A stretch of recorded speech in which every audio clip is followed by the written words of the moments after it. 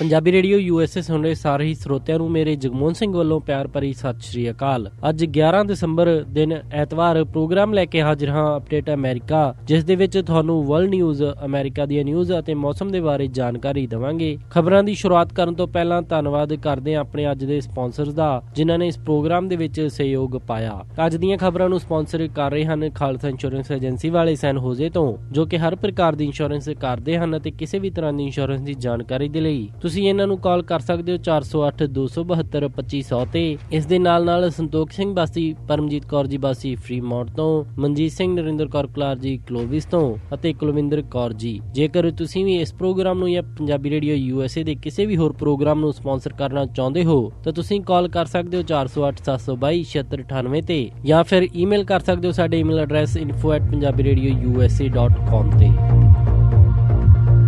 ਪਹਿਲਾਂ ਚੋਣਵੀਆਂ ਖਬਰਾਂ। ਇਸਤਾਨਬੁਲ ਦੇ ਵਿੱਚ ਹੋਏ ਬੰਬ ਧਮਾਕੇ ਦੇ ਵਿੱਚ, ਜਿਸ ਦੇ ਵਿੱਚ 39 ਲੋਕਾਂ ਦੀ ਮੌਤ ਅਤੇ ਕਈ ਲੋਕ ਹੋਏ ਜ਼ਖਮੀ, ਉਸ ਦੀ ਜ਼ਿੰਮੇਵਾਰੀ ਕੁਰਦਿਸ਼ ਅੱਤਵਾਦੀ ਗਰੁੱਪ ਨੇ ਲਈ। ਡੋਨਲਡ ਟਰੰਪ ਅਤੇ ਉਹਨਾਂ ਦੇ ਸਾਬਕਾ ਮੈਨੇਜਰ ਕਾਨਵੇ ਨੇ CIA ਦੀ ਰਿਪੋਰਟ ਨੂੰ ਹਾਸੋਹੀਣੀ ਦੱਸਿਆ। ਅਮਰੀਕਾ ਦੀ ਜਹਾਜ਼ ਬਣਾਉਣ ਵਾਲੀ ਕੰਪਨੀ ਬੋਇੰਗ ਨੇ $17 ਬਿਲੀਅਨ ਦੀ ਡੀਲ ਈਰਾਨ ਦੇ ਨਾਲ ਕੀਤੀ। ਕੈਲੀਫੋਰਨੀਆ ਦੇ ਵਿੱਚ ਜੇਲ੍ਹ ਦੇ ਮੈਡੀਕਲ ਰੈਕਡ ਸਿਸਟਮ ਦਾ ਖਰਚਾ ਡਬਲ ਹੋ ਕੇ $386 ਮਿਲੀਅਨ ਪਹੁੰਚਿਆ। ਉੱਤਰੀ ਮਿਸ਼ੀਗਨ ਦੇ ਵਿੱਚ ਇੱਕ ਸਕਾਈ ਰਿਜ਼ੋਰਟ ਦੇ ਵਿੱਚ ਲੱਗੀ ਅੱਗ ਕਾਰਨ 12 ਲੋਕ ਜ਼ਖਮੀ। ਸੀਰੀਆ ਦੇ ਵਿੱਚ ਅਮਰੀਕਾ ਆਪਣੇ ਹੋਰ 200 ਫੌਜੀ ਭੇਜੇਗਾ, ਜੋ ਕਿ ਆਈਸਿਸ ਦੇ ਖਿਲਾਫ ਲੜਾਈ ਲੜਨ ਦੇ ਵਿੱਚ ਸੀਰੀਆ ਸਰਕਾਰ ਦੀ ਮਦਦ ਕਰਨਗੇ। ਹੁਣ ਖਬਰਾਂ ਵਿਸਤਾਰ ਦੇ ਨਾਲ।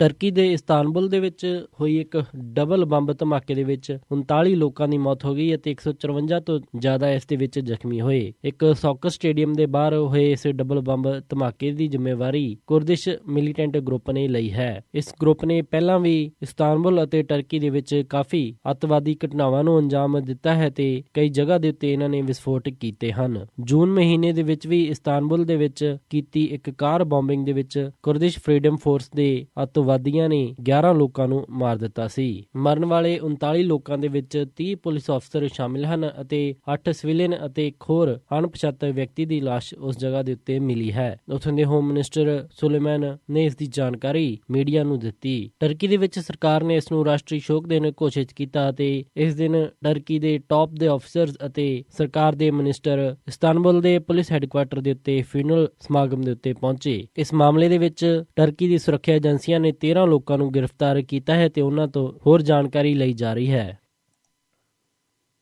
CIA ਦੇ ਅਧਿਕਾਰੀ ਵੱਲੋਂ ਸੈਨੇਟ 'ਚ ਪੇਸ਼ ਕੀਤੀ ਗਈ ਰਿਪੋਰਟ, ਜਿਸ ਦੇ ਵਿੱਚ ਇਹ ਦੱਸਿਆ ਕਿ ਰਸ਼ੀਆ ਨੇ US ਇਲੈਕਸ਼ਨ ਦੇ ਵਿੱਚ ਇੰਟਰਫੇਅਰ ਕਰਕੇ ਹਿਲਰੀ ਕਲਿੰਟਨ ਨੂੰ ਹਰਾਉਣ ਅਤੇ ਡੋਨਲਡ ਟਰੰਪ ਨੂੰ ਰਾਸ਼ਟਰਪਤੀ ਦੀਆਂ ਚੋਣਾਂ ਦੇ ਵਿੱਚ ਜਿਤਾਉਣ ਦੇ ਲਈ ਮਦਦ ਕੀਤੀ। ਇਸ ਬਿਆਨ ਨੂੰ ਡੋਨਲਡ ਟਰੰਪ ਅਤੇ ਕੈਲੇਨੀ ਕਾਨਵੇ ਨੇ ਹਾਸੋਹੀਣਾ ਦੱਸਿਆ ਹੈ। ਡੋਨਲਡ ਟਰੰਪ ਦੇ ਸੀਨੀਅਰ ਐਡਵਾਈਜ਼ਰ ਅਤੇ ਸਾਬਕਾ ਕੈਂਪੇਨ ਮੈਨੇਜਰ ਕਾਨਵੇ ਨੇ ਦੱਸਿਆ ਕਿ ਇਸ ਤਰ੍ਹਾਂ ਦੀ ਖਬਰ ਜੇਕਰ CIA ਲੈ ਕੇ ਆਉਂਦਾ ਹੈ ਤਾਂ ਇਹ ਇੱਕ ਕੋਰਾ ਮਜ਼ਾਕ ਲੱਗ ਰਿਹਾ ਹੈ। ਉਹਨਾਂ ਨੇ ਕਿਹਾ ਕਿ ਉਹ ਨਹੀਂ ਮੰਨਦੇ ਕਿ ਰਸ਼ੀਆ ਤੇ ਕਿਸੇ ਵੀ ਤਰੀਕੇ ਦਾ ਹੱਥ US ਦੀਆਂ ਇਲੈਕਸ਼ਨ ਦੇ ਵਿੱਚ ਹੈ ਤੇ ਉਹਨਾਂ ਨੇ US ਇਲੈਕਸ਼ਨ ਦੇ ਵਿੱਚ ਇੰਟਰਫੇਅਰ ਕਰਕੇ ਡੋਨਲਡ ਟਰੰਪ ਨੂੰ ਜਿਤਾਉਣ 'ਚ ਮਦਦ ਕੀਤੀ। ਇਸ ਤੋਂ ਪਹਿਲਾਂ CIA ਦੇ ਅਫੀਸ਼ੀਅਲਸ ਨੇ ਕਲੋਜ਼ ਡੋਰ ਮੀਟਿੰਗ ਦੇ ਵਿੱਚ ਕੁਝ ਸੈਨੇਟਰਸ ਨੂੰ ਇਹ ਅਸੈਸਮੈਂਟ ਲਿਆ ਕੇ ਦਿੱਤੀ ਸੀ, ਜਿਸ ਦੇ ਵਿੱਚ ਉਹਨਾਂ ਨੇ ਕਿਹਾ ਸੀ ਕਿ ਬਿਲਕੁਲ ਸਾਫ਼ ਹੋ ਚੁੱਕਿਆ ਕਿ ਰਸ਼ੀਆ ਦਾ ਇੱਕੋ ਇੱਕ ਗੋਲ US ਇਲੈਕਸ਼ਨ ਦੇ ਦੌਰਾਨ ਸੀ ਕਿ ਡੋਨਲਡ ਟਰੰਪ ਨੂੰ ਰਾਸ਼ਟਰਪਤੀ ਬਣਾਇਆ ਜਾਵੇ। ਇਸ ਦੇ ਉੱਤੇ ਬੋਲਦੇ ਹੋਏ ਟਰੰਪ ਦੇ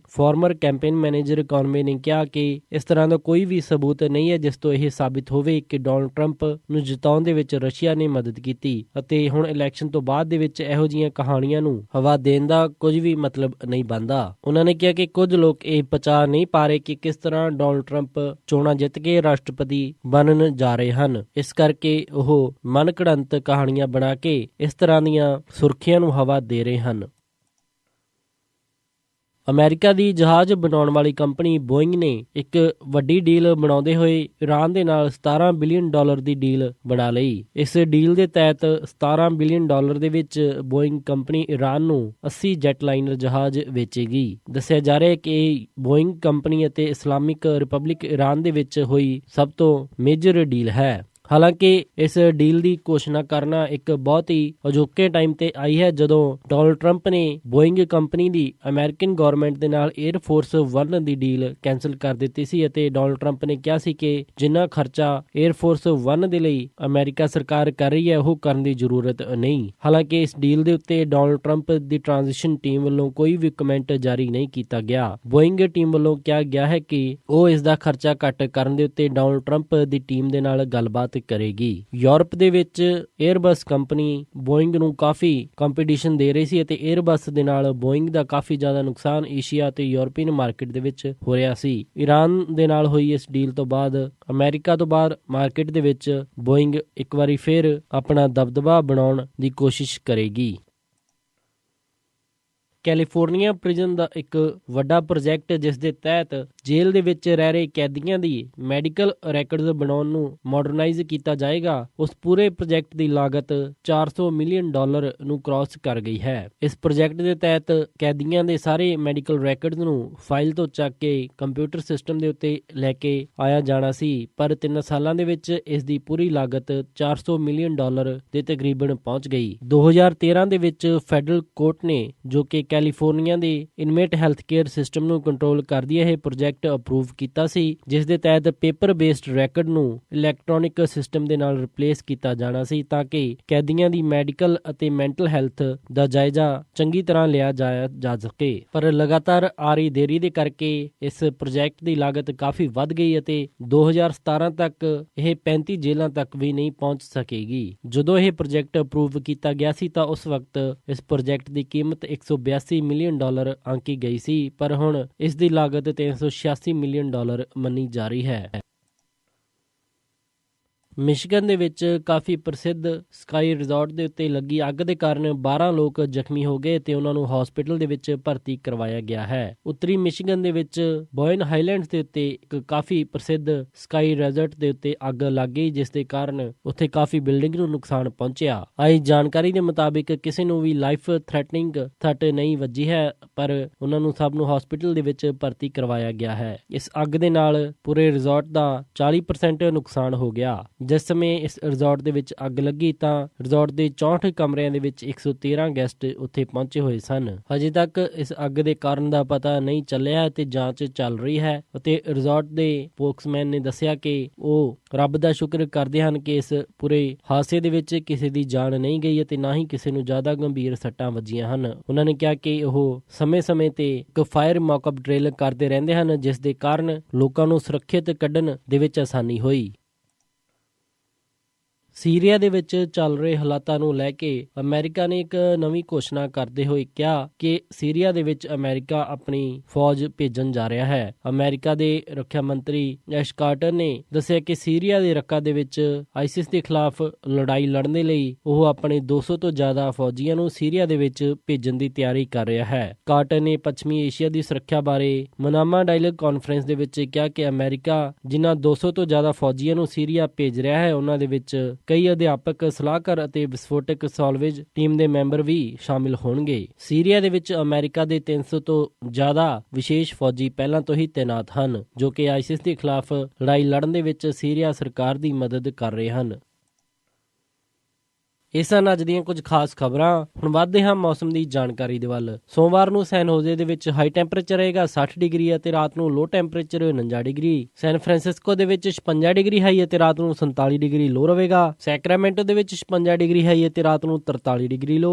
ਯੂਬਾ ਸਿਟੀ ਦੇ ਵਿੱਚ 56 ਡਿਗਰੀ ਹਾਈ ਅਤੇ ਰਾਤ ਨੂੰ 41 ਡਿਗਰੀ ਲੋ। ਸਟਾਕਟਨ ਦੇ ਵਿੱਚ 58 ਡਿਗਰੀ ਹਾਈ ਅਤੇ ਰਾਤ ਨੂੰ 45 ਡਿਗਰੀ ਲੋ ਰਹੇਗਾ। ਟ੍ਰੇਸੀ ਦੇ ਵਿੱਚ 58 ਡਿਗਰੀ ਹਾਈ ਅਤੇ ਰਾਤ ਨੂੰ 44 ਡਿਗਰੀ ਲੋ। ਮੋਡੈਸਟੋ ਦੇ ਵਿੱਚ 59 ਡਿਗਰੀ ਹਾਈ ਅਤੇ ਰਾਤ ਨੂੰ 46 ਡਿਗਰੀ ਲੋ। ਫ੍ਰੈਜ਼ਨੋ ਦੇ ਵਿੱਚ 60 ਡਿਗਰੀ ਹਾਈ ਅਤੇ ਰਾਤ ਨੂੰ 47 ਡਿਗਰੀ ਲੋ। ਬੇਕਰਸਫੀਲਡ ਦੇ ਵਿੱਚ 62 ਡਿਗਰੀ ਹਾਈ ਅਤੇ ਰਾਤ ਨੂੰ 50 ਡਿਗਰੀ ਲੋ ਰਹੇਗਾ। ਲਾਸ ਐਂਜਲਸ ਦੇ ਵਿੱਚ 65 ਡਿਗਰੀ ਹਾਈ ਅਤੇ ਰਾਤ ਨੂੰ 53 ਡਿਗਰੀ ਲੋ। ਟਰਕੀ ਦੇ ਵਿੱਚ 42 ਡਿਗਰੀ ਹਾਈ ਅਤੇ ਰਾਤ ਨੂੰ 26 ਡਿਗਰੀ ਲੋ ਰਹੇਗਾ। ਸਾਊਥ ਲੇਕ ਟਾਹੋ ਦੇ ਵਿੱਚ 45 ਡਿਗਰੀ ਹਾਈ ਅਤੇ ਰਾਤ ਨੂੰ 31 ਡਿਗਰੀ ਲੋ। ਪੋਰਟਲੈਂਡ ਓਰੇਗਨ ਦੇ ਵਿੱਚ 45 ਡਿਗਰੀ ਹਾਈ ਅਤੇ ਰਾਤ ਨੂੰ 31 ਡਿਗਰੀ ਲੋ। ਸੈਟਲ ਦੇ ਵਿੱਚ 40 ਡਿਗਰੀ ਹਾਈ ਅਤੇ ਰਾਤ ਨੂੰ 32 ਡਿਗਰੀ ਲੋ ਰਹੇਗਾ। ਫਲੈਗਸਟਾਫ ਐਰੀਜ਼ੋਨਾ ਦੇ ਵਿੱਚ 51 ਡਿਗਰੀ ਹਾਈ ਅਤੇ ਰਾਤ ਨੂੰ 31 ਡਿਗਰੀ ਲੋ।